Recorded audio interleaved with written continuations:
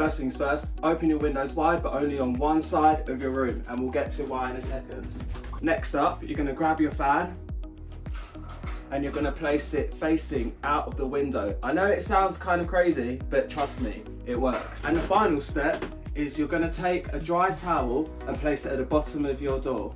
This will cut the airflow from the rest of the house. Because the fan is pulling the air from the back, it's creating a vacuum where it's sucking all the air from your room and blowing it out the window, which I'll now demonstrate with my vape. The scientific explanation for what is happening here is called the Venturi effect, which is a direct application of the Bernoulli's principle. Placing water bottles at the back of your fan is a surefire way to, that is not a good idea, and you should definitely not be attaching anything wet to any electrical device. I think that's common sense.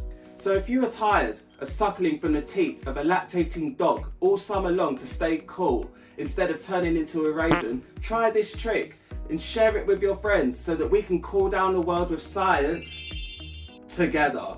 Like, share, subscribe, follow for more fan content.